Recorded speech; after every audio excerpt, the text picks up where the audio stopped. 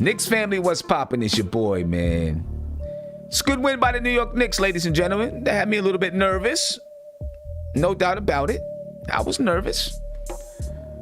Got down by 17 points in the third quarter. I was nervous. Look, the game started off just a little bit slow. Neither team wanted to score the basketball. I think both teams maybe a little bit,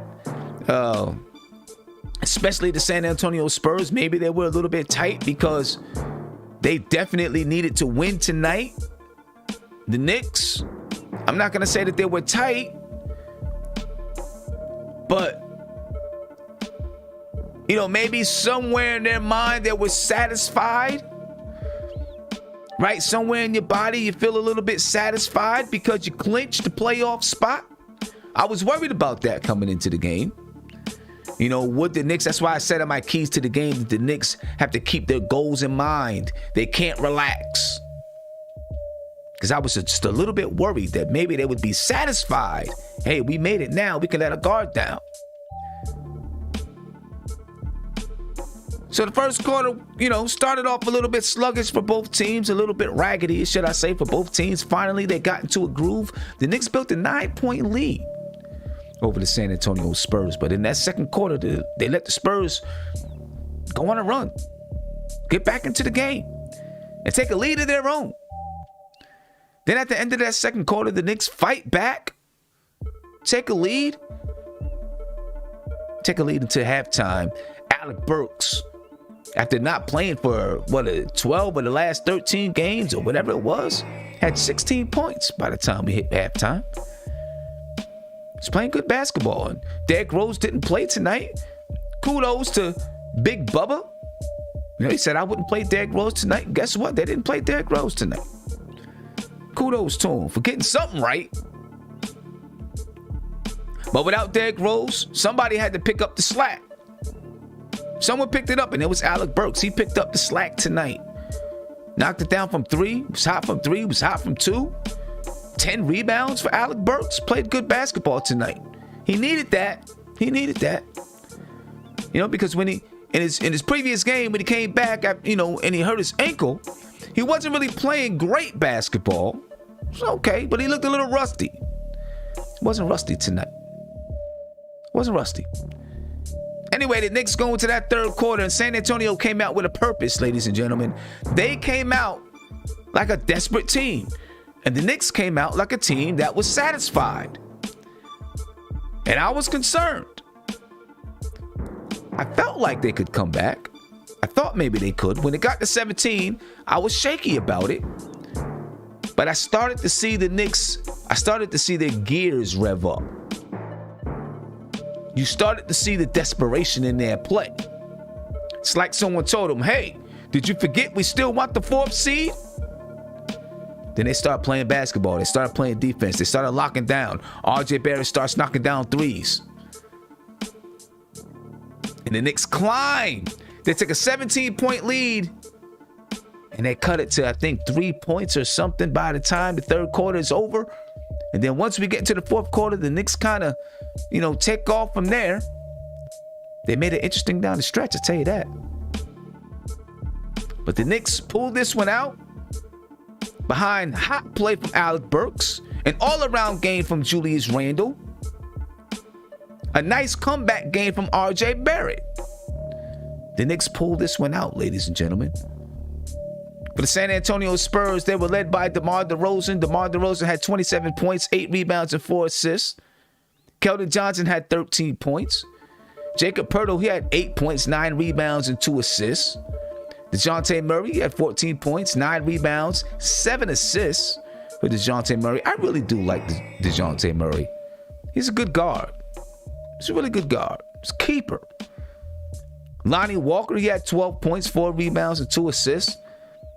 Drew Eubanks, who got chewed out by Greg Popovich in the middle of the game. I mean, Greg Popovich called a timeout and ran up to him. I'd have been scared to death if I seen Greg Popovich running up to me like that. I would have quickly ran the other way. He's got his hair. It's all white. It's long. He looks like the Crypt Keeper. The Crypt Keeper. You guys remember that show on HBO, The Crypt Keeper? He looked like him. I'd be scared. Patty Mills, he had 6 points. Rudy Gay had 8 points, 3 rebounds. Devin Vassell didn't play. As for the New York Knicks, they were led again. I repeat it again. They were led by Alec Burks, 30 points, 10 rebounds, 2 assists. Julius Randle had 25 points, 9 rebounds, 9 assists, 1 steal. RJ Barrett, 24 points, 9 rebounds, and 5 assists. Taj Gibson had 6 points and 9 rebounds. He also had 4 blocks on the night. Really love the facts that the Knicks guards got after it on the boards. Alec Burks with 10, RJ Barrett with 9. We needed that tonight. Even Reggie Bullock had 4. So let's get to it, ladies and gentlemen. We got Tony Crone in chat. We got Steph in the building. We're going to go ahead and talk about this game, break it down a little bit, talk about what's coming up, what the Knicks need to do. I mean, basically, we know what the Knicks need to do. They need to win out to get that 4th spot. We know exactly what they need to do. Can they do it is the question. Can they win out? Yes. I mean, let me stop. They need to win out, but they need some help from Miami. They need Miami to drop one. One more chance, I think, for Miami to drop a game, and that's that Milwaukee game. So let's talk about the Knicks strategy from there. We'll talk about the game first, then we'll get into a little bit of that strategy. Tone Crow, what's popping with you, brother? How you feeling? Salute. What up, son? Peace, Queen. Shout out Peace. to the How chat. are you? Good. Your blackest time. First, let me just say I was heartbroken by the last game. I didn't get a chance to come on. I actually didn't even get the notification until the morning, which kind of even upset me even more. But nice bounce back for RJ. Yep. Real quick about the Spurs, man. And it goes for us too. It just goes to show what good coaching does for a team. You know what I mean? Like, these guys are, you could say overachieving. I'm referring to the Spurs. They give teams trouble all the time. It don't matter West Coast, East Coast. Good teams. They do what they're supposed to for the most part, and I think that goes because of Pop, because of that coaching, and I think we're seeing the same thing with Tibbs and our team.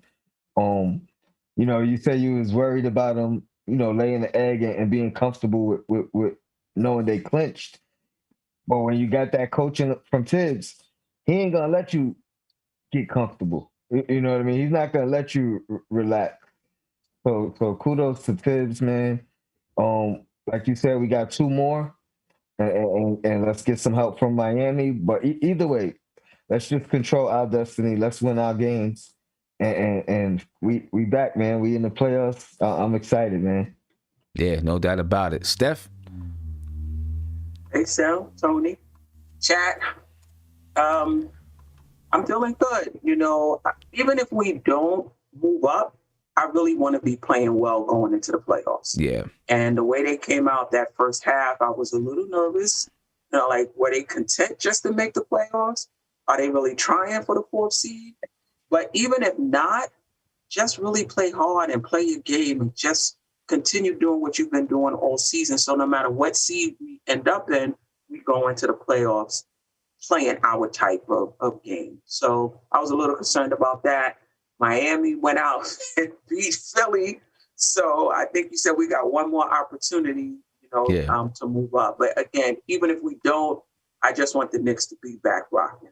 Yeah, and I think it's one more opportunity because they played Milwaukee, and then I think their final game, their final game is somebody who's below 500.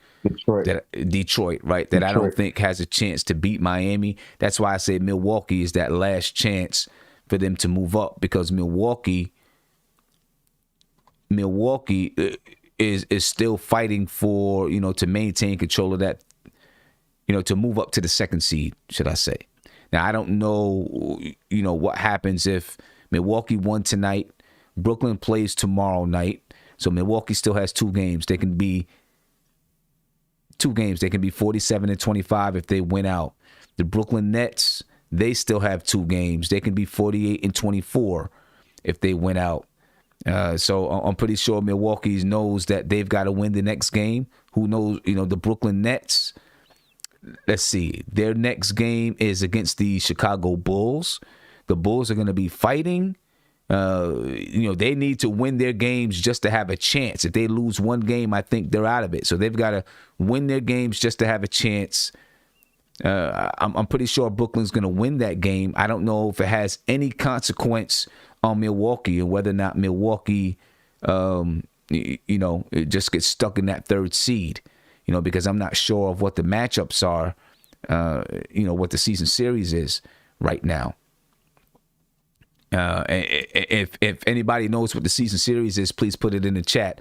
But I believe that Milwaukee game is the last chance for the Knicks to get back to that fourth seed. I think it's the last chance for the Knicks to get back there. Right now Atlanta, they're 40-31. We can't tie them. Right, we can't tie them. If we tie them, they control it. Atlanta's 40-31. They won tonight. They're 40-31. They have one more game left. I'm thinking they'll probably win that game and end up 41-31. So if the Knicks want to have a chance, they've got to end up 41-31. So we've got to win out, win the next two, and hope that Miami drops one. And that Milwaukee game is it. So, it's a tough task. But like you said, Tony, just, if I'm the Knicks, I'm not even going to look at the standings. I'm just going to go out and win the basketball games. That's it.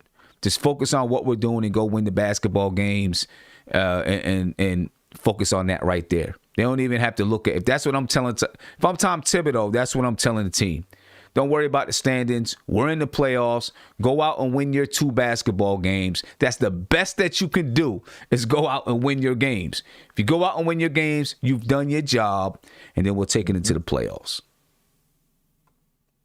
I want to talk about Alec Burks, though. Talk to me about Alec Burks tonight. After not being here for so long, to come in and drop 30, hopefully get into his groove. What does it mean for this team with having, Derrick Rose, who we know can come in and give you 30, right? And then also having Alec Burks, who could come in and give you what he gave you tonight. Like, what does that really mean for this team? I'll start with you, Tony. Oh, and before I do that, big shout out to the Entertainer Talk of Sports. I appreciate you, my brother, for jumping in. And if someone asks me a question, he says, Sim, let me find out who it is first. Let me find it.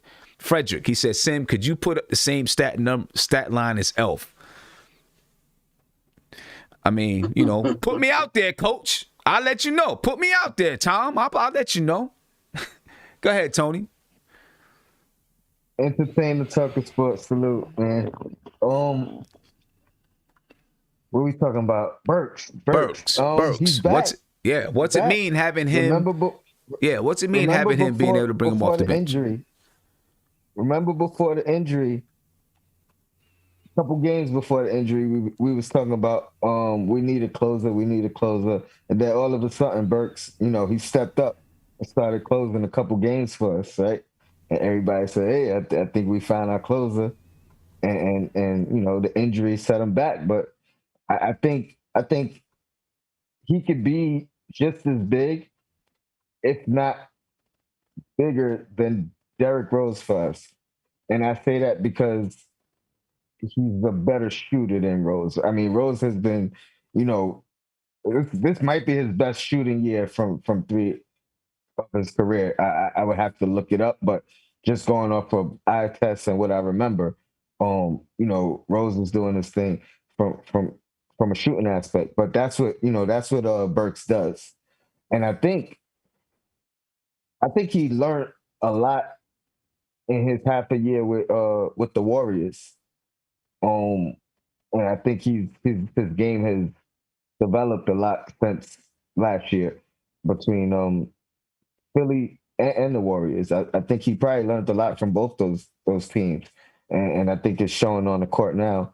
I think it gives us another ball handler, which surprised a lot of us early in the season. We've seen Tibbs giving him point guard duties, and he's showing and he's proven it. So I mean, he's a multifaceted skill guy. So I think it's nothing but a plus in a couple of different categories for us. It's priceless, man. It's priceless. Yeah. Steph, what do you think? What it means for this team going into the playoffs, and hopefully Alec Burks continues to play well. It means a lot, Sim.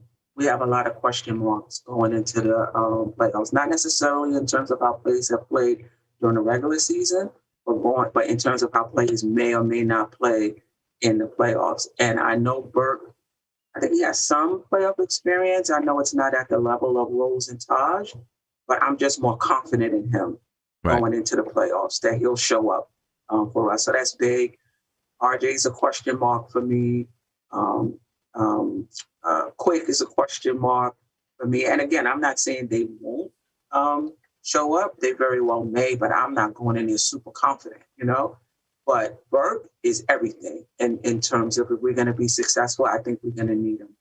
And he just doesn't have any, he's a very confident player. Now, him at the point guard position, he's not a great playmaker, but if you need a big shot, and the Knicks will need that as things get tighter in the playoffs, we're going to need somebody who can create their own shot and can score. He can do that for us. So I think he's going to be big. Yeah. And IKBM, he says, Sim, I'm going to need you to acknowledge Peyton. Listen, Peyton has not been playing well at all. I'm not, he has not been playing well. He's not giving us anything. No more I can say than that. What else you want me to say? He hasn't been giving us anything.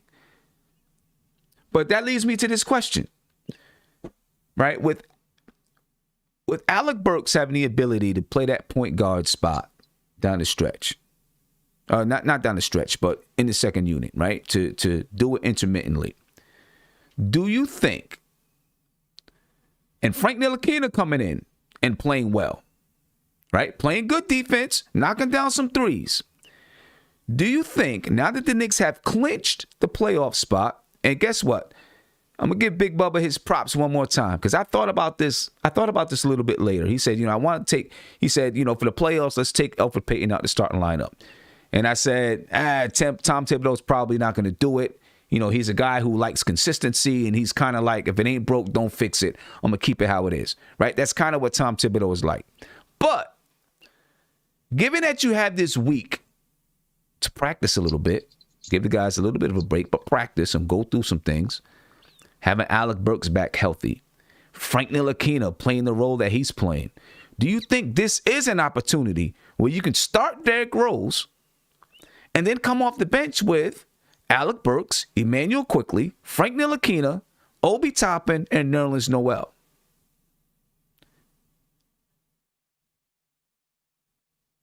Hey, not to take anything away from Isaiah, but I said that was going to happen. Early when we got D Rose, I said he's not going to do it until the playoffs. So I think that happens, and I think it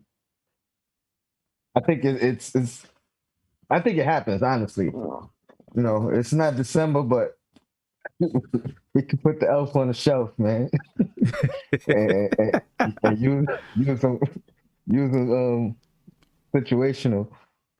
And it's so funny because I was mad after that or during that Laker game, and I was looking forward to coming on because one of the things that I was thinking was he should have left Frank in the game and left RJ on the bench late in that game because RJ really didn't have it all game. It has nothing to do with like that last shot he took. He was off all game, and Frank came in and produced against LA. So you gotta go watch that video. That was a big argument we had because I felt like I felt like Frank did play down. I mean, Frank didn't come in until a minute and 20. I mean, RJ didn't come in until like a minute 25 seconds left in the fourth. It was useless. And then he but Frank still played, right? Frank was in and out for offensive, defensive substitutions. He was still in there. So I was okay because I felt like Frank played for a while and probably needed a breather. You know what I'm saying? So I was okay with it. And I figured, who else you bringing in? He wasn't going to bring in Alfred. Right? But here is the opportunity, right? Like, you have this break. So one of the big things throughout the season is you get no practice. Especially this season, you get no practice. So he was like, I'm just gonna rock with it. Do you think, Steph, that this is the opportunity that he takes to say, let me get my playoff lineup together, and Elf is not part of that lineup, or do you think he keeps it how it is? I think I would love Rose to start. Sam, I like his playmaking ability. I just think our offense runs better. He, in the playoffs, it's going to be tough to get shots, I think. And he'll set people up nicely. But I'm just not sold on Frank in that second unit. He's played well for us the past 2 games. I appreciate it. This is kind of how I see him as a 3-and-D guy. But in the playoffs, to put him in that second unit, how many minutes we talking about? Basically, if he took Alfred Payton out, I'm saying basically the minutes that Alfred Payton is getting, right? So what's that, 15 minutes a game? 13 to 15 minutes a game? I'm thinking something like that. Yeah. I would be okay with that. But, let's just keep in mind, Frank is a little inconsistent as well.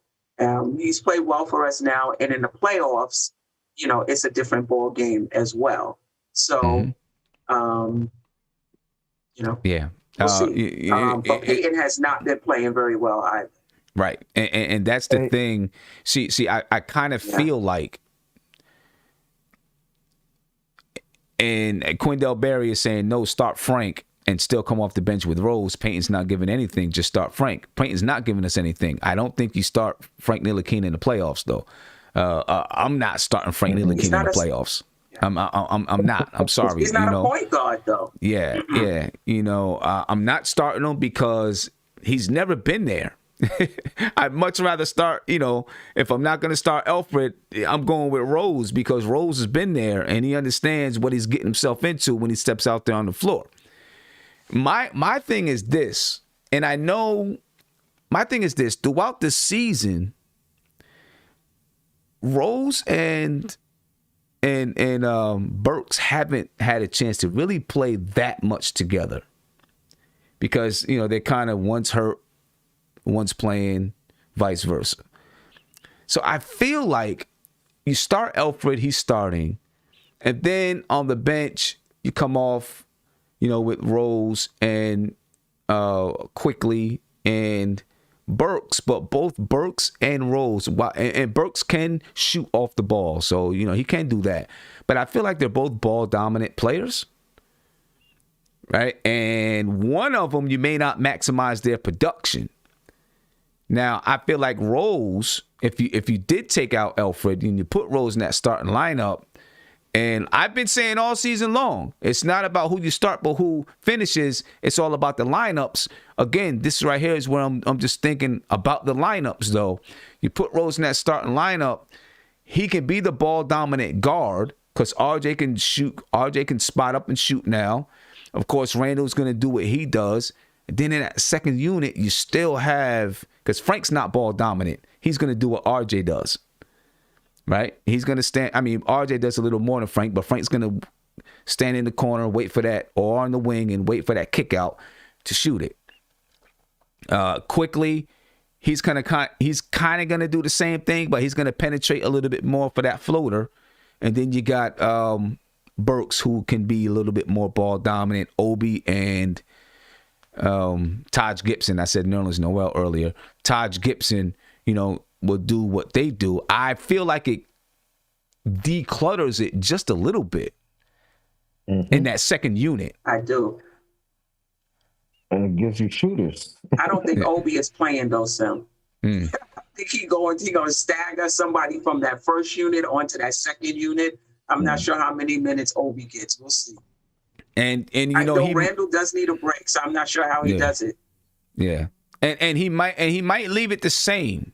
He might leave it the same and just rock with it how it is. I do though feel like with Rose and Burks and Quickly in that second unit, it just seems like it's cluttered as far as ball handling is concerned. It just feels a little bit cluttered to me. So I guess we'll see, we'll see how it goes. But I think that's something to look at and something that he might think about, because he's definitely going to have a playoff lineup. Right now, when you talk about, go ahead, Tony. Go ahead. No, I was gonna say I think Tibbs sees something in Frank. I think he might be, you know what I mean, like ready to give him some minutes. He might. Like he's been giving him a fair shot consistently towards this end of the season when he didn't have to. You know what I mean? I think 2 games it might have been more of a necessity, but he's been getting shots. He's been getting opportunities a lot lately. Yeah. And he's been producing. And I think, like, overall, I think if you're gonna say like maybe 1 out of the last 5 or 6 games Frank didn't produce in the limited minutes he gets, I think he's starting to understand as a player where he fits and where his role is. So I could see it happening. But I just want to try to change your mind a little bit, Queen, about not being so on RJ and Quickly. And so here's the thing. RJ, we all know he's not a finished product, right? So it's not about being sold yet, because he's not finished. He's still gonna grow and but for where he is, you got to be happy with it. Oh, I am. Number one, anytime he has a bad game, he bounces back. You know what I mean? Or maybe 2 bad games, he bounces back though. You know what I mean? But you don't see much more than that. You know, he has a bad shooting night, he comes back, he bounces back. You look at the way he started shooting in this season and where he's finished, it's phenomenal. Like, I don't know if I've seen that from anybody on a Knicks team. And then Quickly, that kid is fearless. And I say that from an aspect not only of what he's doing on the court and shooting logo shots and things of that nature, but he's doing it with Tibbs on the sideline. You know what I mean? It's not like it's Fizdale over there or Hornacek over there. Right. It's Tibbs over there. So if that boy got the heart to pull up from there, it got to make you think he's ready. You know what I mean? And I say ready for where he is right now. He's not a finished product either, but he's ready for the moments. He's not afraid of moments. He's not afraid to have a 2 for 16 game. You know what I mean? And he might have a 9 for 9 game or something. So I think the fact that neither one of these guys, RJ or Quickly, aren't asked to be the main guys, the go-to guys, you know what I mean? Like, it's really about finding a role and a niche within this team, and I think they have it. And another reason I say that is because, and this is more so for RJ than Quickly, but it's hard for us to win when he has a bad game. You know what I mean? So that being said, and looking at our record, he's had way more good games than bad ones. No doubt about it. I'm just thinking, and I'm going to talk more about this on the Queen's Court, but tomorrow night. But I just think coming down to the playoffs, as the season is winding down, the games have become tougher. It's become more playoff-like, and his play has become a bit more uneven. There was a stretch, between January and March. I was like, wow, he very well may be our number 2, because I'm like, I don't really want to expect too much out of him. he's a second-year player. And it seemed like he was coming into his own, and he was somebody we could count on game in and game out. Down the stretch, as things are getting a little tough, and it could just be, it may not even be that the games are tough. It could be other factors as well. I'm not sure. But he's just not that consistent, right? And even in the game, he had good stats. I want to say it was the Clippers. Mm-hmm. If you watch the game, his performance was uneven, during the game. So I'm just wondering, going into the playoffs, is he somebody that we could say, Randall, Rose, RJ, that we know for a fact. I'm not there yet. That's all I'm saying. As far as where he is as a 20-year-old and what he's done for us and what he's meant for us and what his upside is, I'm very high on him. And I agree with you in terms of quickly. He's very confident. I don't think he's going to be shook in the playoffs at all. But I'm not going in there saying RJ, I know for a fact, is going. I don't know if we can say anybody for a fact, but I think Rose is going to play well in the playoffs. Randall hasn't been there. I still think he's going to play well in the playoffs. RJ, I don't know. These past 5, 6, 7, 8 games has made me pause a little bit. Fair enough. Yeah. We'll see. Listen, the one thing, I was speaking with Die Hard on his show, and we were talking about RJ, and in the beginning of the game, he was a little bit shaky. He finally, came together, started knocking down a three. So maybe he just needed to knock some things off. But I was wondering if maybe RJ, was a little bit tired, right? Because although he played this many games last season, he's played a little bit more this season. But down the stretch of the season, you're not just playing games just to play. You're exerting effort to win these basketball games, and you're playing in meaningful basketball games that can have a great impact on your season, and that can wear on a young kid. That's why one thing I like about this play-in game is it gives the team a week to refresh their batteries, heal up a little bit, get right mentally, get some practices in, and now they can't wait to get out there on the floor. You know what I'm saying? Hopefully it doesn't, kill any momentum that they have. But you know what? Every team is going to have the same circumstances. Let me get to a couple of super chats here. First of all, let me get it refreshed. Okay, here we go. Donald Cannon, thank you for the super chat. He said, "We are here," but he held out the "we." I just didn't feel like holding it out that long. Because I'm a little bit tired. But Rob the Knick, thank you for the super chat. He said if the Knicks win out, they jump Atlanta. Yes, if we win out, even if we don't get the 4th seed, if we win out, we'll be in the 5th seed. Right? Which means we would play whoever's in the 4th seed, which that would be Miami. So if we win out, we'll still be in the 5th seed because we own the tiebreaker with Atlanta. And of course, all of these things. Yeah, the highest seed you can get plays a part because let's just say for some crazy reason, the 8th seed made it to the finals, to the Eastern Conference Finals, and you're the 5th seed and you make it to the Eastern Conference Finals, you got home court advantage. So, the highest seed is always going to be beneficial if you can get it. Corey A. Thomas said, "No more Peyton, start Frank." Oh, I think I read that. Last time the Knicks made the playoffs, I was in high school. Let's go Knicks. Keep doing what you're doing. You was in high school. I mean, I was out of high school the last time they made the playoffs, but I was younger than this. I had much less gray hair the last time the Knicks made the playoffs. 23 Blade, thank you for the super chat. He said, "We have seen Rose play big minutes with the starters, and Rose plays well with everyone." I agree.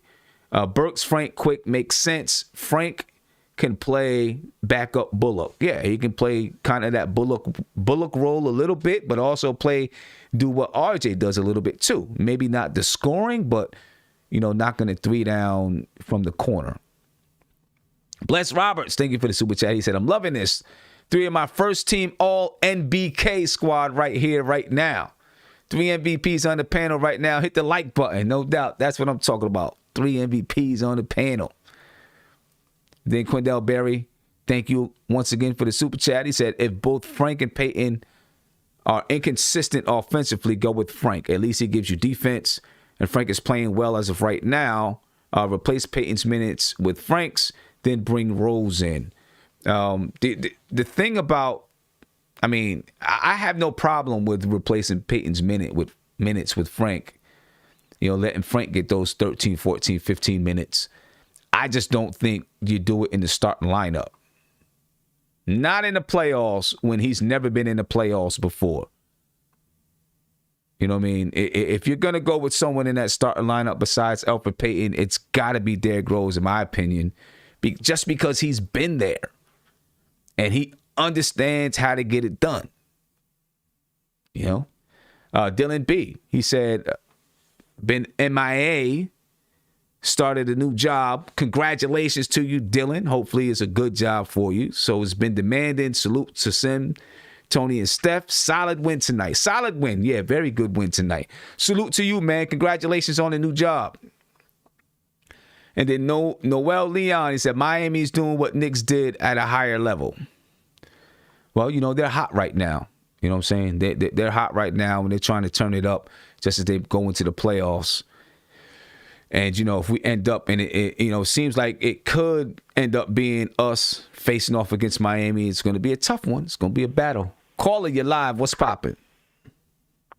What's going on, Sam? How you doing? I'm doing good, man. I'm doing great, for real. Because, the Knicks are winning. I'm back to coaching. I feel great. I feel good. What do you coach? I coach a girls, I don't want to say AAU, but a girls travel team because we don't really play on the AAU circuit. We play in exposure tournaments. You know what I'm saying? But so, that's it's in Maryland. We call it the Southern Maryland Heat, which right now is not a favorable name because we might be playing the Miami Heat, but No, that's good omen. That's a good omen. But yeah, so I feel good being able to get back to coach. Oh, say that again? I said I thought this game was great tonight, man. Yeah. Okay. All right. Down 17, had no doubt. Entertainment in sports, right? He posted something the other day. He said the Knicks, if they hold tight on field goal percentage on defense, 3-point field goal percentage on defense, and points allowed on defense, they'll be the first team to lead all three categories in a season ever. No, excuse me, the second team ever. And the other team was the 92-93 Knicks. Wow. I mean, I don't know if that's true, but I mean, even if it's not true, it's quite an accomplishment to be this good on defense. Yeah. Yeah, and this team is really good on defense. I mean, you've seen it tonight that they were able to turn it up. And this team is able to turn it up. Yeah, in the third quarter, the end of the third quarter, second half of the third quarter, they were able to really, ratchet up the defense and, for all intents and purposes, shut down the San Antonio Spurs, even though the Knicks were down 17. I mean, and you see times when the Knicks were playing, I think it was Denver, and they were getting smacked. And they were trying to ratchet it up. And they did for a little bit. It was just too much. Denver is a very good basketball team. And you see Julius Randle, I forgot who he was guarding. He had him out high, and he was just playing tight defense. And he couldn't, whoever it was, I don't remember who it was, couldn't go anywhere. The guy ends up going backcourt.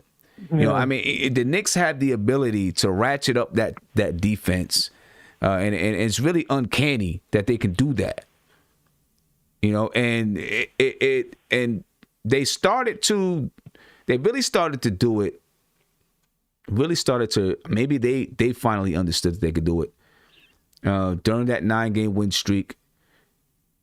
Then they went on the West Coast. You started to see them be able to ratchet up that defense. Early in the season, I felt like the Knicks had to play so hard throughout most of the game that it was difficult for them to ratchet up the defense and bring up their level of play. I think what's helped them is the fact that they started scoring better. Because when you start to score better, when you start to score better, one, you can relax a little bit.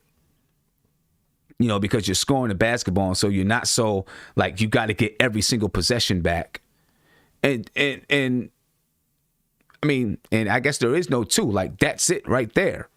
You know, when you're scoring, and you're able to hit shots, you can relax just a little bit, or you're able to build a lead, you can relax just a little bit so that you're able to turn it up later on, right? You know, because you haven't extended or expended so much energy throughout the entire game.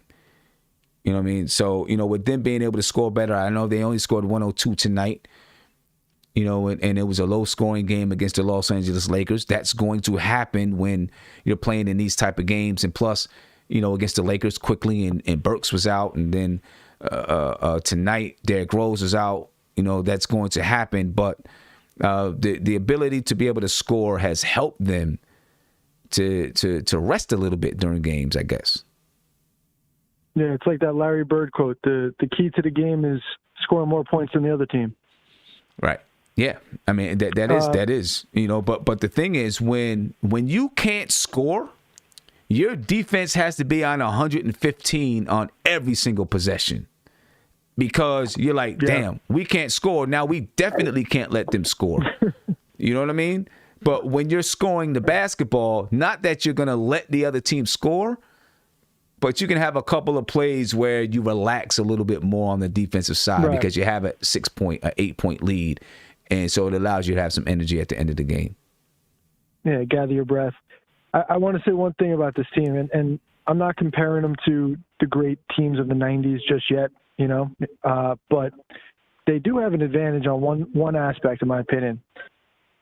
I haven't seen them play down to their competition at all. Like, even those teams in the 90s that were winning 55 games a year, they would have multiple games a season where they would get blown out by teams that they should not have been blown out by. And, you know, the Knicks this year, they've had some games where they've lost by 20-plus points, but 20 points today is like 10 points back then. You know, and all those games have been against elite teams. And they've had a lot of elite wins against the Jazz. They beat the Clippers on the road. They beat they beat the Bucks by 30 points, and they've hung around with the Sixers, the Nets. Like, the Knicks have really impressed me. They have not gotten blown out by a team that they should have beaten this year. Maybe one game, but back in the 90s, that was commonplace with those great teams. Yeah, they would play down to their competition. Yeah, you know, they've had a couple of times, you know, with Minnesota. That one Minnesota game still burns me up. Yeah, true. That game still burns me up. You know what I'm saying? But you know, I think the team was still finding themselves during that time. Yeah, you know what I'm saying? That still is true. The Minnesota themselves. game, maybe the Thunder game too. They lost to the Thunder. They shouldn't have lost that game. Right, but. and that was the first. That was earlier in the season. You know, but you got to take that into account when a team is finding themselves and learning who they are and building that confidence. You know, you're gonna have a couple of gaffes out there. Yeah, you know? But whatever happens in the playoffs, you know, I want that 4 seed. But if they get to 6, it's like whatever. You know, bring it on. Bring on the Bucks. That's how I feel. Like, Knicks take care of their business. Whatever happens, happens. Yeah. Miami, Atlanta, Milwaukee, doesn't matter. All right. All right. Hey, my man, I appreciate you. Thank you for the call, man. Take care, guys. All right, take care. I'm going to get to another phone call here, but I want to talk about Obi Toppin and, you know, Steph, why you think he's going to be out of the rotation. Let me get to this caller first, though. Caller, you live. What's popping? Sam, what's good, my man? I'm good, brother. How you feeling? I'm good, man. Salute to Steph, Tony Crow, all the fam. Feels good to get back to winning. You know, regardless of how this thing plays out, we need to get that Lakers loss out of our heads. Yeah. And I need to see us improve on the rebounds. We've lost a few games this year, Sim, on offensive rebounds. Yep. And is there any chance Mitch comes back? I don't know. I believe that he was. I don't know if he's out of his cast, but I seen some pictures of him, you know, shooting around and doing some things. I think if Mitch did come back, it would be probably, you know, if the Knicks made it to the Eastern Conference Finals. I think it would be there. Okay. And I think it would be a little bit chancy too, in my opinion, if he came back right now to put him in the starting lineup, or even have him come off the bench, playing a lot of minutes. I think it just, because now you need a little bit of time for the team to get used to that, to readjust. Right. So I don't know. It's tough. Like 10 to 15 minutes. I agree. You don't start him. But look, man, we can't let Wes Matthews get an offensive rebound. But that's over with. I'm proud of the team. Look, we have seen this year, Sim, and it's not all on Julius, but we've seen Julius fail down the stretch of games, and we've seen him succeed. Mm-hmm. My only thing is this. Burks has got to help him. RJ can't shoot 2 for 12 or whatever he shot, and they got to make themselves available. But I need Julius to get to his spots like he did in that Clippers game where he was under control and he could get to his moves. I don't like fadeaways as much down the stretch, Tim, because he's playing so many minutes. He's a little bit tired. I like when he gets to that close to that free throw line, or he can take the step back jumper, or get to the line by attacking. But as long as Julius just makes the right reads and attacks, I think we'll be fine. But what are your thoughts on Julius down the stretch of games? I just think that Julius is learning how to play in these big games down the stretch. Everybody thinks that, I don't want to say everybody, but a lot of people think Julius Randle is a finished product, man, and he's not. Correct. He's not a finished product. And that is the beautiful thing about us having this guy on the team, is he's not a finished product. There's still the entire mental part of the game that I think he has to, I'm not saying he doesn't grasp it now, but he's got to learn that how to play mentally, how to play in these type of situations. That's a whole new learning process. You know what I'm saying? And with him being an all-star and probably an all-NBA player this year and maybe getting 1 or 2 MVP votes, right? Things are going to be that the spotlight is on him. Now you got to learn, how do I play with that? Right. He's been for years. He was with Kobe, and then Anthony Davis for a year. Comes to the Knicks and he's the guy. The spotlight's on him. Right. Everything's on him. You know what I'm saying? So there's still a learning curve to him understanding how to play championship basketball. Should I say how to play? How do I play championship basketball? So, the learning and growing and development is not done for Julius Randle. You know what I'm saying? I agree. He may not get faster. He may not get stronger. He may not jump higher, right? But just understanding the basketball game is going to take him to another level. If he, as long as he continues to study and, do those type of things, that'll take him to the next level, I think. Tim, I want Burks, and obviously having Burks, he's a Swiss Army knife. He's smooth. I need him out there. I need RJ. And it's all on them, too. They got to make themselves available. It's not just on Julius. I'm not trying to put this all on Julius, but the bottom line is the ball's going to be in Julius's hands at the end of these games. We've seen him fail. I didn't think he traveled, by the way, in that Lakers game, but that's a story for another day. I thought he got fouled, too. I thought he was getting slapped up. Yes, he did. He got fouled. But he's got to make quicker decisions. He's done a great job all year. I'm holding him to a very high standard because he's been amazing. And we're going to get through this first round regardless. We're going to do it together. And I think he's watching the film. You know exactly what I'm talking about, what needs to happen. Mm-hmm. But as long as we're healthy, look, we can't control the other dudes. Let it play out. We got to focus on us. Just keep winning, and we'll get the results we need, man, and we'll get this done. But I love you, man. I appreciate you, my brother. Have a good one, man. Have a good one. I think I really think that's something that's missed about Julius Randle, Tony. Yeah, Hey, let me just was that Spree? just one. Yeah, that was Spree. Just one thing. Let me respond to someone in the chat. I think it was Sko, 6Trey, whatever his name is. Can't find it. Yeah, he said 8 years in, you're an old dog. Not many new tricks to learn. I so disagree with that when it comes to basketball. Right? it's not. You start to see the game different. Me at 45 years old, when I play, I see the game so much different than when I did when I was 20 or 21. Right? Because I know so much more about the game. I can look at a person's footwork and tell that they're not ready to defend me if I do this move or that move. I can look off the ball and see that this guy is ball watching. Like, he is watching me, and he does not know that there's a guy getting ready to sneak behind him. Like, all these things I can see now, just so many different things I can see now, different angles, understanding that somebody younger than me, and I'm going to say this one just on a simpler level, but this extends throughout the basketball game.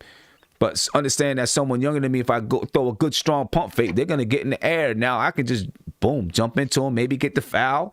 Or because I got this guy out the way, somebody else has a lane to cut. You know what I'm saying? Younger guys don't know those tricks yet. Some of them maybe do. They don't know those tricks. Older guys do. So when their physical and their talent, their athleticism starts to seep away, they pick up all these new tricks that help them survive in the basketball game, right? And there's a point in a player's playing arc, or whatever you want to say, their arc, their arc of being a player, where when someone is at the pinnacle, it means that their physical ability is meeting together with their basketball IQ. And so now they are really at the peak of their game because these things are coming together. And I just don't think with Julius Randle it's come together where his physical abilities have reached the peak of his IQ and they're hitting together at the same time. So I think I do think there's a ways for him to go when it comes to the IQ side of the game. It's not about him learning new basketball moves and all this kind of stuff. It's about him learning when to use a move, when to use the power, when to turn on the speed, when to slow down. All of those little things, I think, is about that. Go ahead, Tony. You spot on.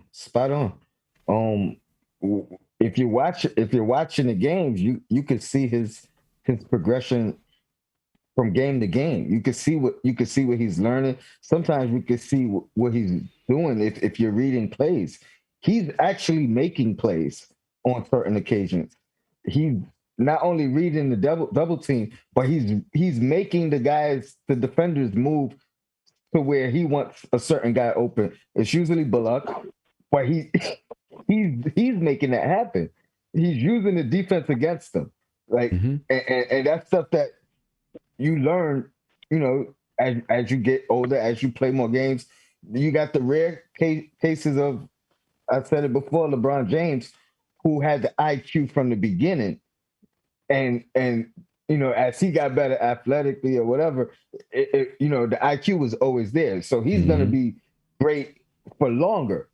You know what I mean? But in the normal aspect, you're right. The peak is when your athletic ability or your basketball abilities meet your basketball IQ, and once that happens, that's when you're at your very highest peak. But yeah, right. Julius has a lot more growing to do, and if you're really watching these games, you can see it during the game. You can see it from game to game, and obviously we all have seen it from last year to this year. So and that's not only with Randle though. That's why I'm so excited about the team as a whole, because RJ still has to get that. Quickly still has to get that. Obi's got a long way to go to get that. Oh, I mean, it's Obi. Obviously, we all know it's IQ. It's not athletic ability. You know what I mean? Right. Right. And confidence is another thing that, put that in the mix.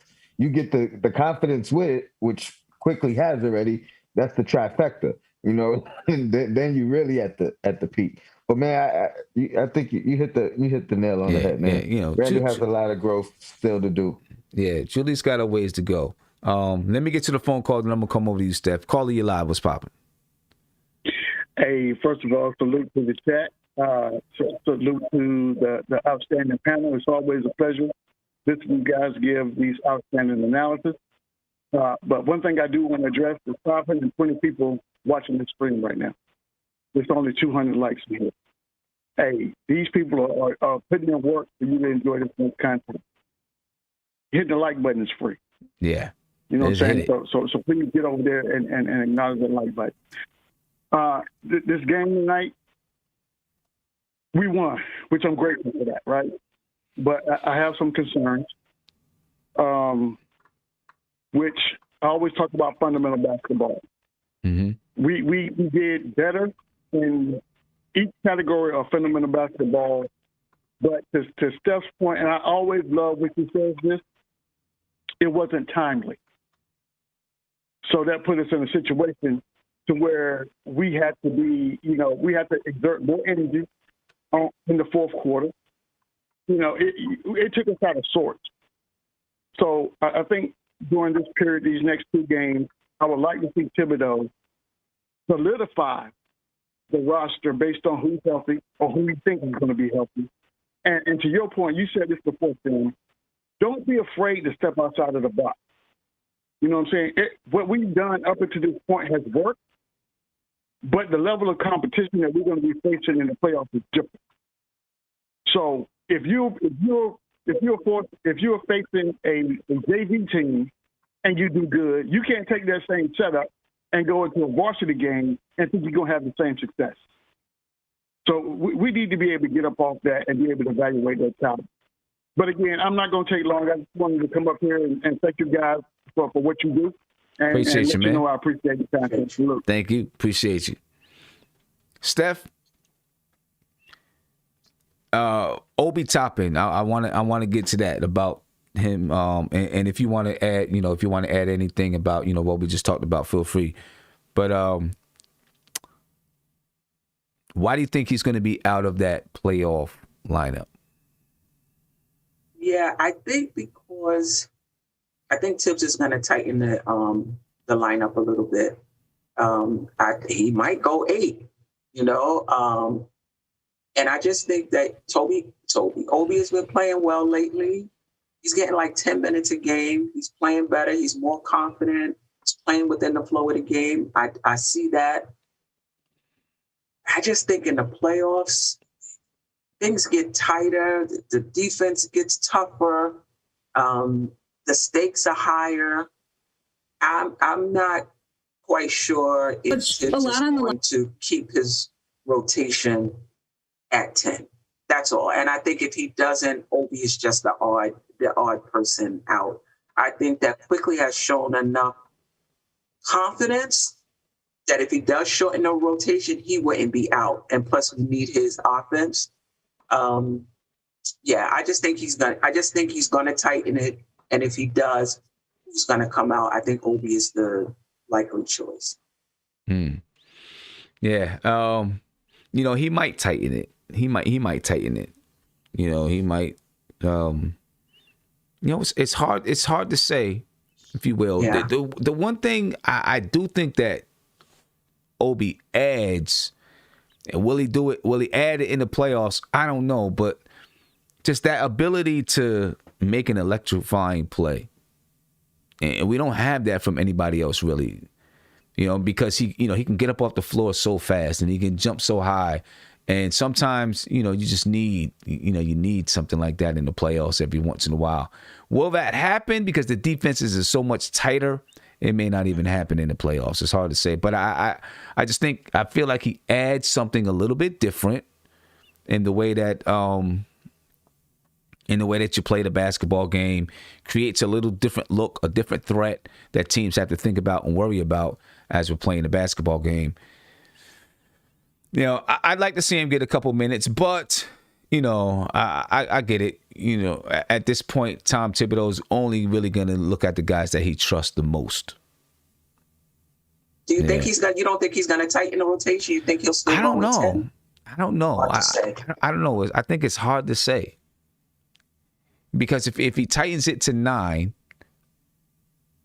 If he takes Obi out, you're still at Derrick Rose coming off the bench. Unless now if he tightens it to 8, or if he takes Elfrid Payton out the lineup, you'd be looking at Quickly, Burks, Taj coming off the bench.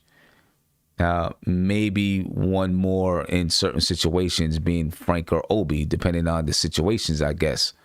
You know what I'm saying? Yeah, it could definitely be difficult. If he doesn't take Elfrid Payton out the lineup, then you're talking about Quickly, Rose, Burks, and Taj Gibson. I do think Quickly's going to be out there because you need his 3-point shooting. So I think he's going to be in the lineup. Tony? I don't think he falls out the rotation. I think the leash will get shorter. I think he kind of needs Obi. Thibodeau, I think we've seen Obi stay in that corner 3 all year. And I think he, even when he wasn't hitting them, even though some air balls over the rim, some air balls under the rim, but some of them are swish. But I think Tibbs is putting him in that position because that's what he needs. That's what he wants when Julius is off the floor. So I don't see anybody else as a big fulfilling that role. So at the very least, I think he stays in the rotation. If he's producing, he gets his minutes. And his minutes are going to be 8 to 10. 15 on a great night. If we're blowing somebody out, maybe or getting blown out. But other than that, I think he has to spell Julius at points, and I think he wants that corner 3 available, and no other big can do that, and unless we're putting Knox in at the 4 or something. So right. In that aspect, I think he still maintains anywhere from 6 to 10 minutes. Okay. All right. I want to talk a little bit because Julius played a lot of. He handled the ball a lot tonight, right? With Rose out, he played a lot of. I guess you can say point guard. So I want to get to that in a second, but let me get to Mark, OG Mark in the building. How you feeling?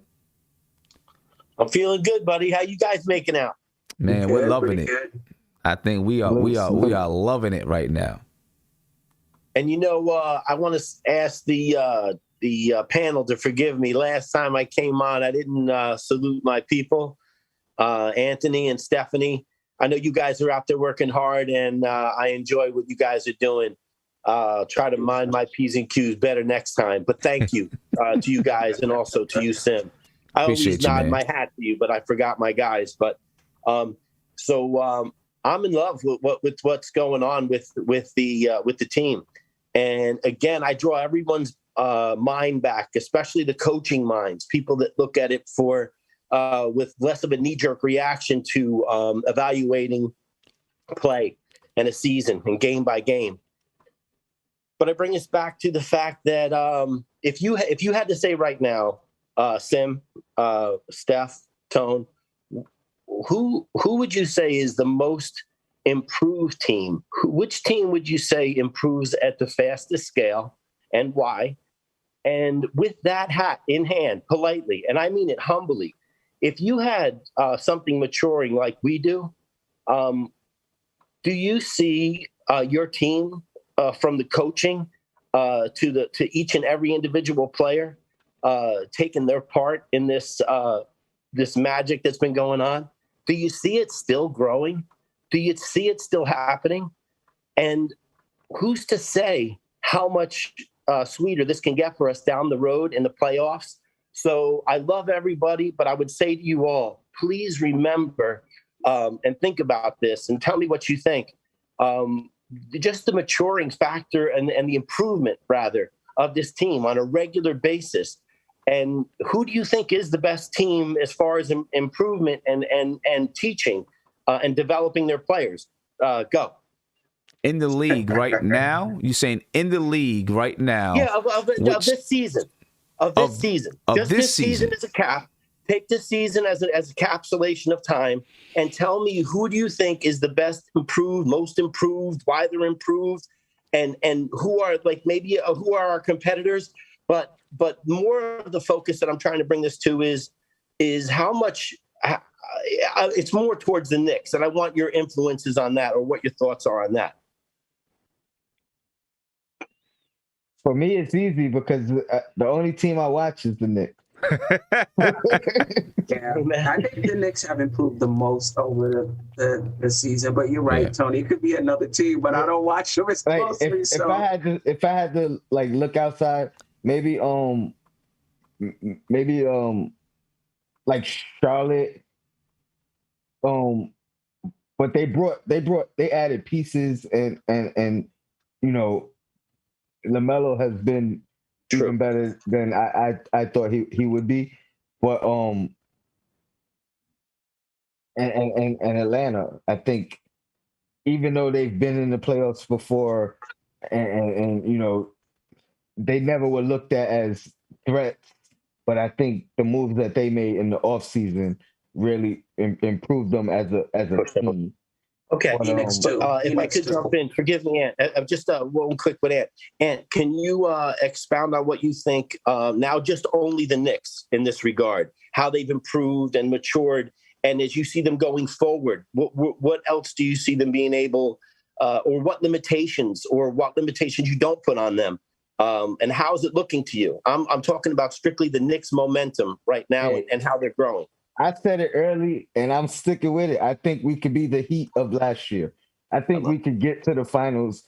Not saying we're going to the finals, but I think we can. I think circumstances help the Heat. We're gonna probably need some circumstances to help us, but it can happen. I think it can happen. I think honestly, I think the only threat to us, that the only team that I can't definitively say we can beat, is the Nets. But you know, you never know, man. I think sky's the limit, and I think our future is just only going to get better. I think, like we were saying a few minutes ago, I think a lot of our guys still have a lot of growing to do. Nobody's at their peak.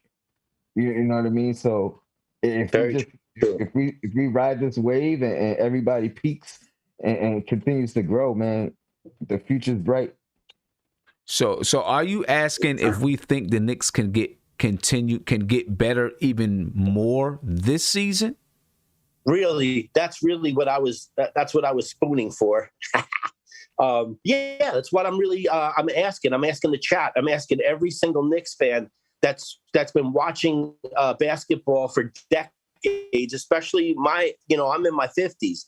So I mean, I've gotten to watch a lot of rough basketball. Now, I don't know. That's exactly where I was going, Sam. And to you and Steph. Yeah, I mean, I think that, it's hard to say. Their confidence is definitely growing. At some point, there's going to be a limit to what this team can do. Right? And we don't know when that's going to be. But at some point, there's going to be a limit to what they're going to do. They can do, and you're going to say, all right, we've got to we got to grow, we got to get better, we got to do something else. I think that, can they get better? I think maybe so. I think they can get better. To me, just like with Julius Randle, for them to get better this season, it's going to be mentally, I think. Right. Can they get better mentally? Can they handle the pressure of the playoffs? Yeah. Right? Can they handle the moment of the playoffs? I think that is where this team can get better. Handling those situations. I think they can get better at the little things on the basketball court. Right? You keep hearing people say one box out and we're still in the 4th seed right now. But that's very true, right? We box out Wesley Matthews and we're in the 4th seed. So I think they can get better at doing those little things on a consistent basis. And that does help your team to get better. You know, on a consistent basis, doing those little things, and this team can really get better, in my opinion. Talent-wise, they're not going to get better talent-wise right now because the talent is what it is. So it has to be chemistry things. It has to be little things. We know the effort is going to be there. So it has to be all those type of things that really do help them to get better.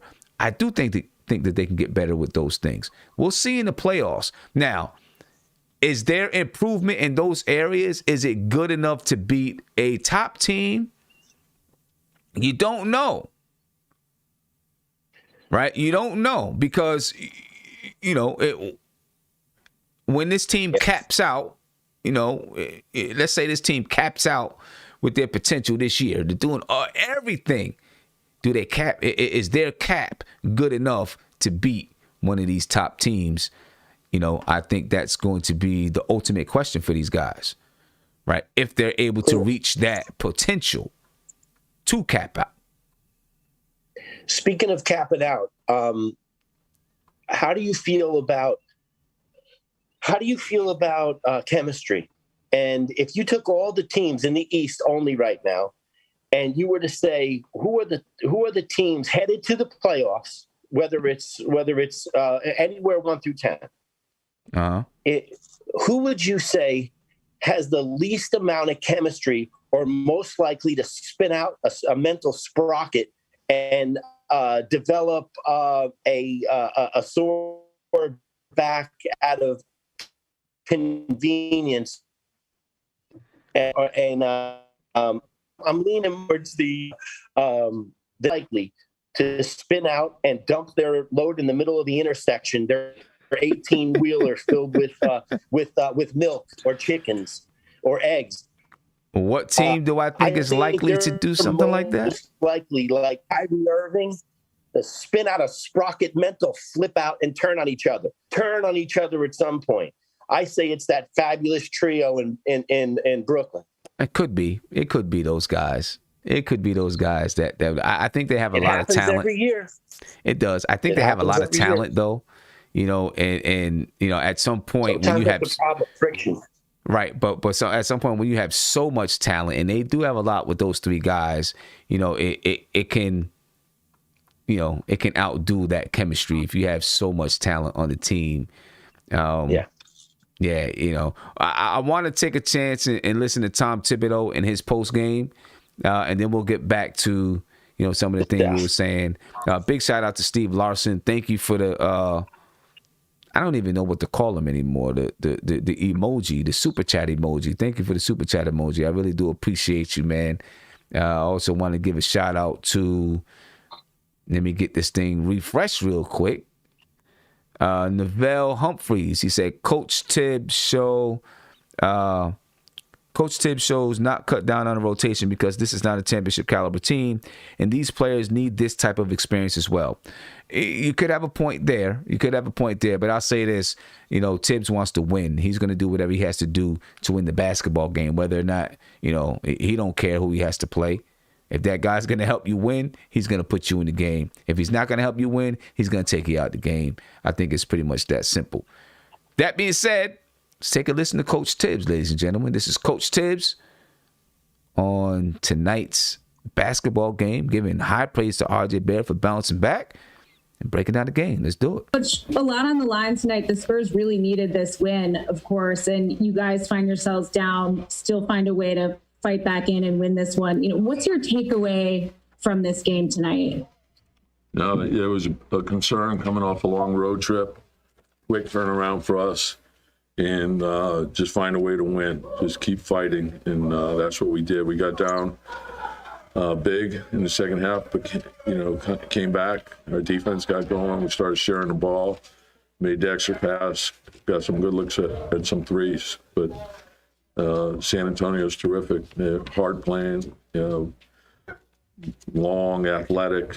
They make it tough on you, and you got to play for 48 minutes against them.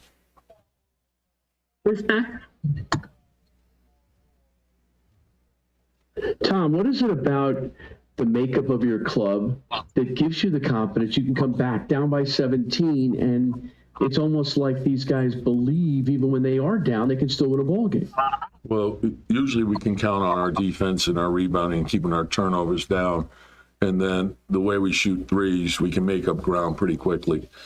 So we felt that if we can just get some stops, get out, hit the paint, force the defense to collapse, and then spray, we'd have a chance. And so just keep working the game. It's a long game, 48-minute game. There's going to be runs in it both ways, and stay even keeled, but just keep fighting. You got to fight for the entire time, and there's no substitute for hustle.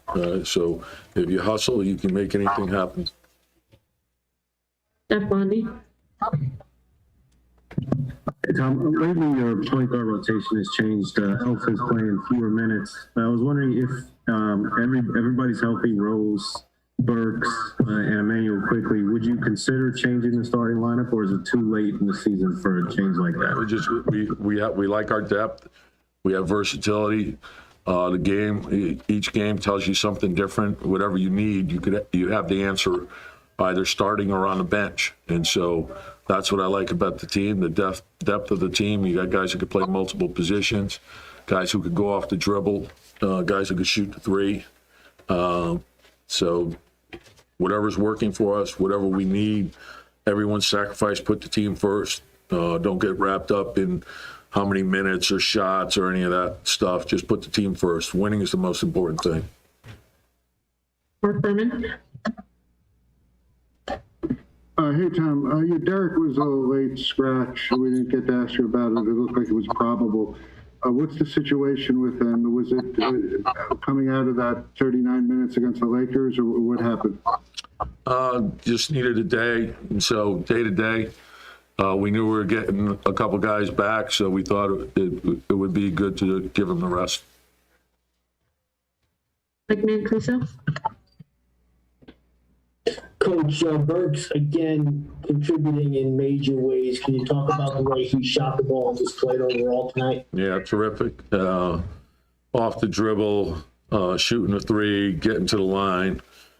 And he gives us great size at the position, allows us to do more switching.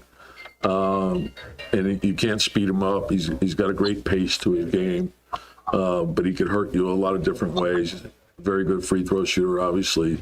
But the all-around play, and he's like a Swiss Army knife. You could use him at multiple positions, and you can run catch and shoot. You can run pick and roll. You can post him. There's so many different things you can do with him, and he fits with everyone. You can play him with the starters, play him with the bench. You can play him as a small four, shooting four. There's a lot of stuff you can do with him. Mike Vaccaro. Tom, down 17, how would you describe how your team was? I mean, frustrated, angry, worried, concerned? I prefer not to be down 17, but that's part of the game. And just have the belief that we can win. Just keep fighting. You try to, when you get down that much, you fight to get it inside 10. And as I mentioned, with the three, you can make up ground pretty quickly. So you just need to string together some stops and knock down a couple shots, and then you're on your way. And that's what we did. Just work the game. You get into stuff together. You get out of stuff together. Ian Bigley. Hey, Tom, sorry, just to follow up on Derek. Did he warm up before the game and the ankle wasn't there, or was it just a rest thing? Yeah, no, he tweaked it in the Laker game, and so he did some stuff yesterday, did some stuff pregame, and then we just felt like it was better to not play him today, and we'll see where he is tomorrow. Berman. Yeah, Tom, I don't know if you were asked about Alec exactly. I mean, 3 games off and has missed so many games over the last few weeks, and he looked so sharp. How impressed again were you with Alec? Well, he's had a lot of time to practice. No, it says a lot. And I say that, tongue in cheek, because going through COVID is not an easy thing. And so that knocked him back. He was playing great prior to, and then, to get nicked up when you come back and then to get through that. But he's put a lot of time in to the rehab to get healthy again, to get his wind, to do all those things. And but and that's the great value in him. He's just such a great pro. He knows what he has to do. He knows how to manage his body. He understands all that stuff. So, as I mentioned several times, we have the right veterans, and you start with him and Reggie and Derek and Taj and Nerlens and Alfred. Those guys have been great for our young guys, and they made this team function at a very high level. And obviously, when you add in what Julius does, he's neither young nor old. He's right in the middle, and his best years are coming. And RJ's really, he hit big shot after big shot to help make up ground for us. And we haven't even talked about Mitch. And so Quick and Obi, they're all coming on. And so, but we have the right veterans to show the way, and our young guys, they bring great energy every day. And I think the veterans need that. So they see how eager they are and how much they put into it. So it's a great blend. Yes, ladies and gentlemen, that was Tom Thibodeau talking to us about tonight's game versus the San Antonio Spurs. And, I think we kind of got that answer about, I don't know if we really got the answer. They asked the question about Elfrid Payton. He just, basically, if it's working, he's going to rock with it. And that's what it sounds like he was saying to me, right? But again, ladies and gentlemen, if you're just joining us, I'm pretty sure you know by now, but the Knicks beat the San Antonio Spurs tonight. They were down by 17 at one point. They came back to win the game. They never gave up. They're still in the 6th seed, but they're fighting for that 4th seed or maybe even just the 5th seed. But they're fighting to move up in the standings and improve their seeding. Right now, if they win out, they'll be in the 5th seed. If they win out, but Miami loses a game, then they can move up to that 4th seed. The Knicks won 102-98. The Knicks 48 rebounds tonight. They out-rebounded the Spurs by 1, 48-47. 23 assists for the Knicks, 22 for the Spurs. 7 steals for the Knicks, 4 for the Spurs, 8 blocks for the Knicks. Just 6 for the Spurs. Only 10 turnovers for the Knicks tonight. Only 10 turnovers, 9 for the Spurs. The Knicks didn't shoot that well from the field, 40.7%, but they did shoot 40% from 3. The Spurs shot 28.6% from 3. The Knicks were 100% from their free throws tonight. Points in the paint was won by the Spurs, 52-32. Second chance points, the Knicks had 14, the Spurs 9. The Knicks did a much better job on the boards tonight than they did against the Lakers. And fast break points, both teams only had 2 fast break points. The Knicks were led by Alec Burks with 30. The Spurs were led by DeMar DeRozan with 27. DeJounte Murray led the Spurs in rebounding with 9. Alec Burks led us in rebounding with 10. DeJounte Murray led the Spurs in assists with 7. Julius Randle had 9 for the Knicks. 4 blocks for Taj Gibson. 3 blocks for Jacob Poeltl. And Julius Randle almost had a triple-double tonight. Almost had a triple-double. Tony, go ahead, man. I seen you had something you wanted to get in there with. Well, like you mentioned, and a lot of people in the chat agree that they heard him say, he's sticking with Payton. But I heard him leave the door open for using matchups as an excuse to change the starting lineup in the playoffs. So I don't know. That's the way I heard it. And I'm gonna stick with that. I think he does change the starting lineup for the playoffs, and I think he uses matchup as the reasoning. Yeah, I heard him. He definitely left the door open to be able to do whatever it is that he needs to do. Yeah. Right? He's like, we got to put the team first, no matter how many minutes, starting, coming off the bench, whatever it is. You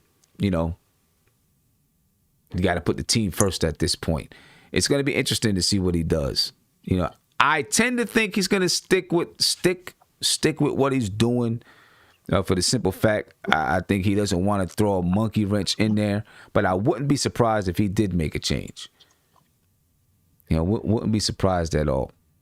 We will see how that goes, man. A couple more games to this season is done. There's 2 games left to the season. The Knicks, ladies and gentlemen, 39 wins on the season. Nobody expected it. 39 wins to 39-31. It's a very magical season for the Knicks. Let me get to a phone call. Caller, you live. What's poppin'? Yo, Sam, what's good, bro? I'm good, How you brother. doing, man? I'm good, man. How you feeling? Oh, man, amazing, man. Amazing.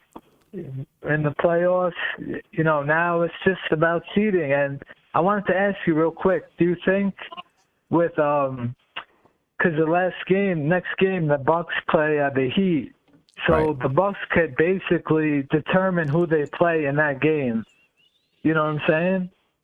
Like, That's if they true. don't want to play the Heat, they could lose and just say, I'll take the Knicks. Do you think they would do something like that? Like, try and – what do you think? That is true. They could be determining who they want to play in the first round. So they could throw the game, say, you know what? We're probably going to – and I guess a lot depends on what's going on with this Brooklyn Nets game, the Nets versus Chicago on tomorrow, right? Because I'm not sure what the season series is between the Nets and the Milwaukee Bucks. Yeah, right. Right. I think they would probably say, I'd rather play, they would probably rather play the Knicks than the Heat. The Heat are more playoff tested and, you know what I mean? They've kind of been there. So not saying the Knicks are going to be easy, but I think they may say, okay, let's just, if they lose and they know they'll probably end up playing the Knicks, right? So I don't know. I mean, hopefully, because I want that 4th spot. So we could get the Hawks. Not saying that would be a walk in the park because they got a lot of talent over there. None of these teams are going to be a walk in the park. Chances. Yeah, but I just hope the Bucks try and win that game. But I don't know. They could just do some sneaky stuff and determine basically who they want to play. Yeah. So, none of these teams are going to be easy for the Knicks, no matter who we play. Yeah. All I see is, I want the Hall. Hey, I get it, but it's also be careful what you wish for, man. You got Capella, Trae Young, Bogdanovich, that guy gets buckets. The matchup, if we were to play them, that would scare me most is Capella because he could change the game just getting rebound. That guy's gotten like 30 rebounds in a game. And against Noel, he's got that weight, that body mass over him. So I would be a little worried with that matchup, you know what I mean? So, I almost feel like Taj Gibson, I know I'm a little ahead of myself, we got to see where we end up, but I almost feel like Taj Gibson would give us a better shot at defending Capella, on the glass or whatnot, because he's a little stronger, Noel's kind of frail, you know what I mean? Mm-hmm. So, but I don't know. I mean, it looks right now, the odds are we probably do end up getting 6 and then play the Bucks. So here we go. So here it is right here. The Milwaukee Bucks, they won the season series over the Brooklyn Nets.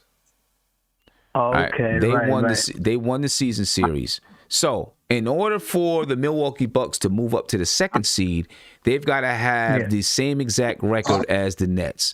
So right now, both teams have played 70 games, and both teams have 2 games left. The Milwaukee needs the Nets to lose 1 game. If they lose, so they still have something to play for. That's good. They still have something to play for. Right, they still have something to play for. Right, so they need the Nets to lose 1 game. And of course, Milwaukee has to win out. So, if both teams end up 47 and 25, Milwaukee will get the 2 seed. Then Milwaukee will move up to the 2 seed. Okay, good. That's great. Because that's probably our last hope to get the 4th spot is the Bucks winning on. When is that? Saturday? They play the Heat, right? Yeah, on Saturday. That's probably on national TV too. I hope so we can check that out. Probably. So that'll be the last chance. Yeah. Well, Yeah, I'm not I going to think say the Knicks that were that's close not the matchup last that- chance. It's not the last chance, but Right, they're technically, probably yeah, not going to right. lose to the Pistons. Right. Right, exactly. Yeah, and then yeah.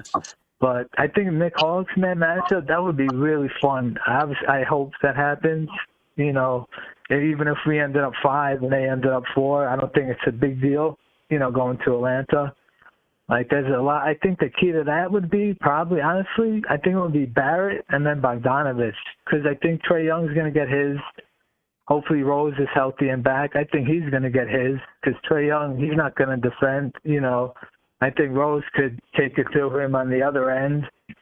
And then, I think Bogdanovich, he's been hot, man. He's been killing it for like a good 20 or so games. So that would be, I think, him and RJ, man. I think that would be the key matchup. And then trying to keep Capella off the glass, because he could affect the whole series just with the rebounding, man. And Noel, he's not a great rebounder down there, But, let's hope the Bucks win on Saturday, and then we take care of our own business. We got to do that first, right? So, that's the thing. We got to take care of our business. So we play at 1 o'clock on Saturday. We play Charlotte at 1 o'clock on Saturday, and then we play Boston at 1 o'clock on Sunday. Oh, back to back too. Yeah. Well, Boston, they could be in their spot already by the last game, so maybe they'll, I know unfortunately they lost Jaylen Brown, but maybe they'll still sit guys if they're like locked into, say the 9th seed or whatever it is. Well, the Celtics right now are in the 7th seed. They're 2 games above the Charlotte Hornets. I don't see the Charlotte Hornets. Yeah, I mean the Celtics would have to lose both of their games and the Hornets win both of their games, which is entirely possible, but then that don't even matter because I'm just saying I think there's a chance where they don't need that game and they could maybe sit a Tatum where they're locked into the whatever seed it is. Yeah.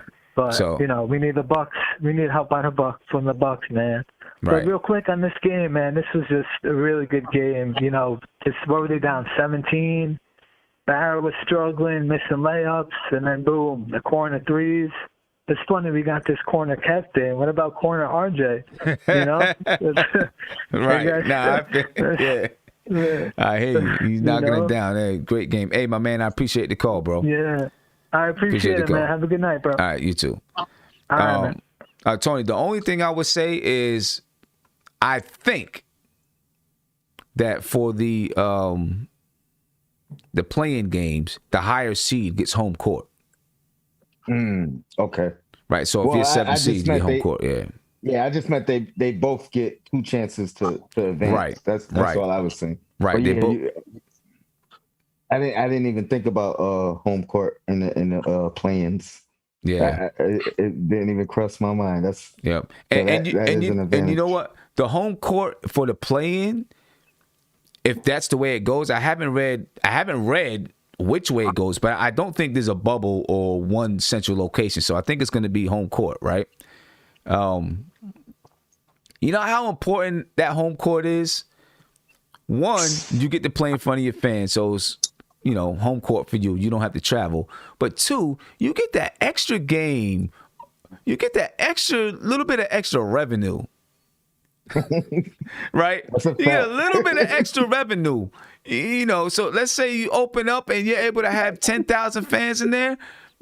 Your team gets that. You get that little extra revenue right there. That's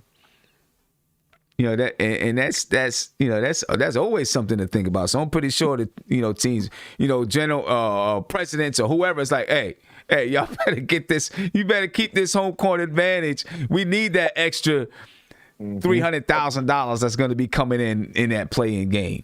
Who knows? Let me get to one more phone call here. Caller, you're live. What's poppin'? What's going on, my boy? Good. Could you turn that down in the back, please?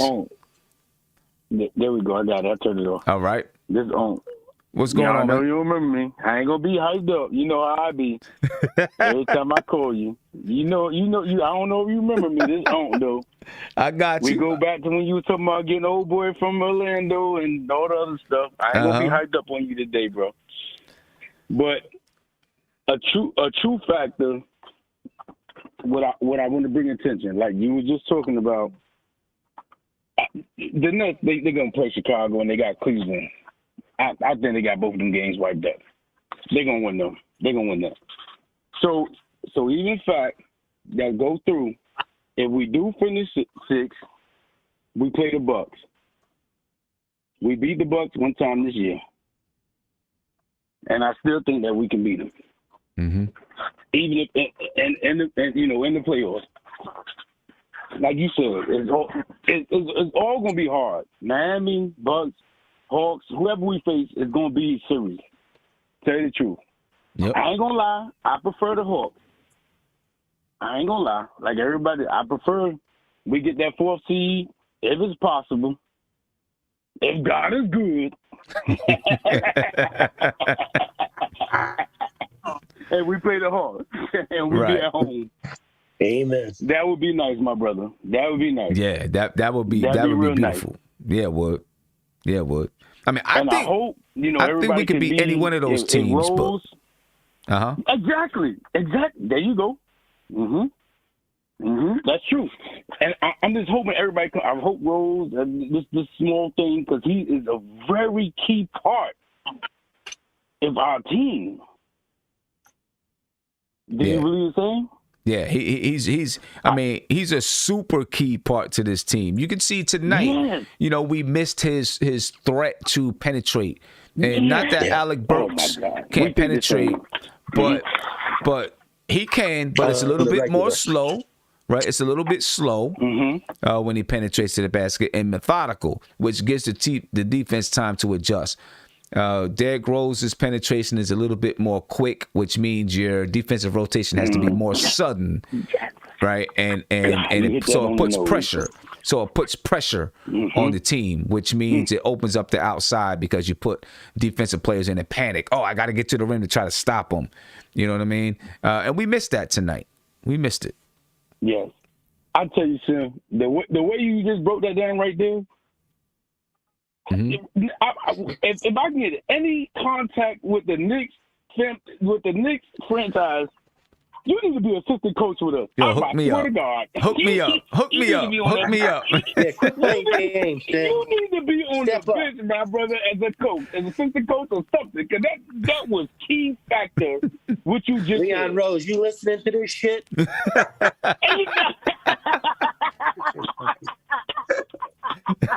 Leon Rose. What you just said right there, that was such a key factor of everything right there, brother. Appreciate that. Yes, sir. Salute to you, my brother. But just a quick question. I don't want to take too much of your time. Now, you see, Quickly came on, right? Mm-hmm. And it wasn't, he wasn't hitting. He was taking, shots. Now, do you think that was from being out, or just being a rookie? And now you see they didn't let Quickly come in the second half like that. Yeah, I think maybe it was just from him being out a little bit. I think he'll get back in rhythm because we're gonna need him. We're gonna need him. He's an X factor in the playoffs. Absolutely, he's an X factor. God, we think the same. You know what I'm saying? He gets hot from three. If he gets hot from three, I mean, it makes teams start to scramble because now he's shooting it from deep, real deep. You know what I'm saying? So it starts to make teams scramble, spreads out the floor even more to open up the lanes for guys to penetrate in that second unit. Derrick Rose to penetrate, Alec Burks to penetrate. We need him to be out there playing well. Yeah, that's facts. Yeah. And my only thing, this is a real question I wanted to ask you today, brother. Do you think Quickly is going to get minutes in the playoffs? I do. Yeah, I do. I think he's going to get minutes. I think he's going to get minutes because, like I was saying, I think he's just an X factor that's out there. You have to defend him. You have to defend him. And he's proven that you have to defend him from very, very deep.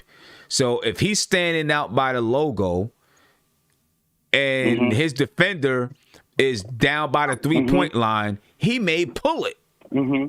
So he's pulling guys way, way out, which is opening up more lanes. You know what I mean? It's opening up more lanes. So I think he's an X factor. It opens up everything. Exactly. And that's what I was hoping that Tibbs, keep him in the rotation for playoffs. Now,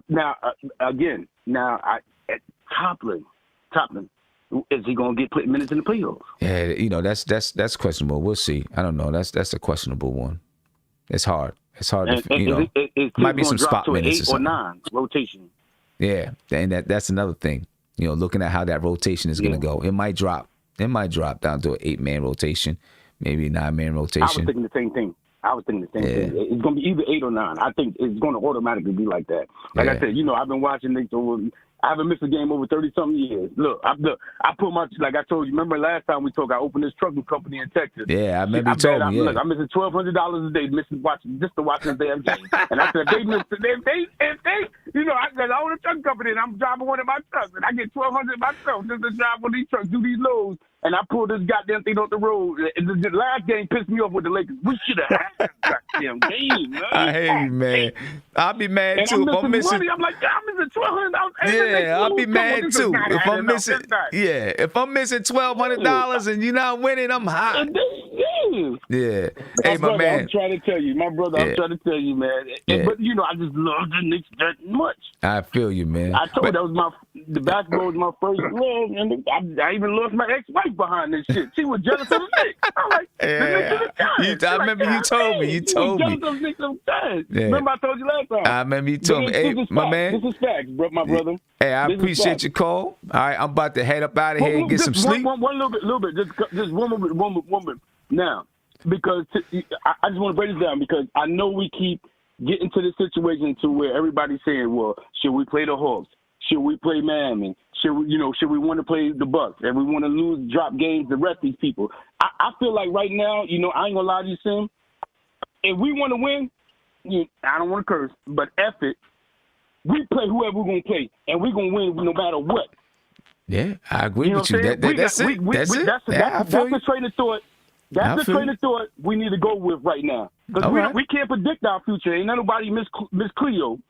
Ain't nobody Miss Cleo. We can't predict this. But we're going to have to, you know what? We're going to have to take whatever spot we get, and we're going to have to fight. Yeah, I feel you, my man. I feel you. You're right about that, bro. I appreciate your call. Thank you for your time. Be safe out there on the road. Be safe out there on the road. But my man was gonna be ready to go. I would have been. I had to get him backstage and talk to us backstage. You know how sometimes after the show, we talk for another 2 hours. Sometimes I had to get him back there. I don't know. Anything, Steph? Anything you want to add before we get out of here tonight? I think sometimes fight to get the home court advantage and you don't do well. Like you fight for a particular seed and then it doesn't work out. And sometimes it's best to just let it fall where it may, as a lot of people are saying, and just go with whoever we match up with and just go from there. And I get it, trying to be strategic. So if it does go 7, we have that home court advantage, but it doesn't really matter who the Knicks play. It's going to be a tough first round. Whether we have home court advantage or not, it's going to be tough. Yeah. And I mean, the best the Knicks can do is just go ahead and just win their basketball games. Just win their games. Like I was saying earlier, just win the games and that's it. You know what I mean? Just win the games and that's it. Somebody asked, was I going to stream the J. Cole album on the Front Stoop online? No, I'm not gonna do it online. I'm gonna listen to it, but I can't play it online. I can't just play all of his music online. But we might do an album review. Maybe next week or something like that after we get a chance to listen to it. Tony, anything you want to add before we get out of here? Salute to the Miami Heat fans in the chat. Thanks for supporting. We appreciate you guys. Yeah. Make sure you got that same energy when we meet up in the playoffs. Shout out to the chat. Shout out to the Queen. Shout out to Mark. Slim, keep doing your thing. Your black is fine. All No doubt. Appreciate you, my man. And Mark, some last thoughts. Yeah, I'm just looking forward to playing Charlotte because as always, it's on to the next game. And I agree with Tony and mostly everybody who says, let's just go ahead and just keep winning. I like the winning culture, the winning mindset, and I wouldn't want to affect it by laying off or holding back. And I think that this team right now, as constructed, only really knows one mindset at this point. They've been, so far full throttle to get the job done.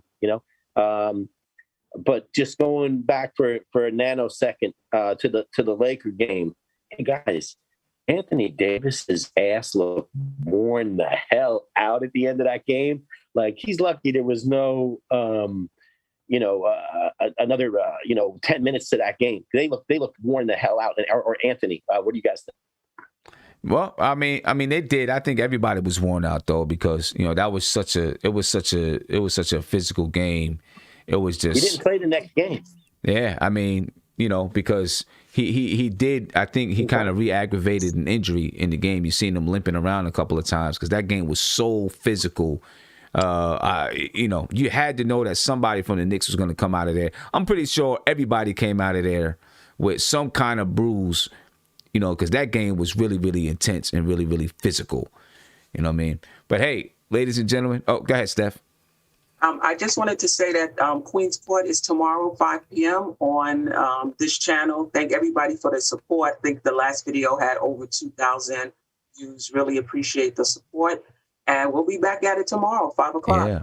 Make sure you join us. Look for that notification. Let's get it up. Let's get the views up to 3,000, 4,000. Let's get it up there, ladies and gentlemen. Come join us on the Queen's Court tomorrow, 5 p.m. on the dot. I'm out of here, ladies and gentlemen. I see someone. Let me get someone in the real quick. Then I'll get out of here. I need to come up with a name for the live chat.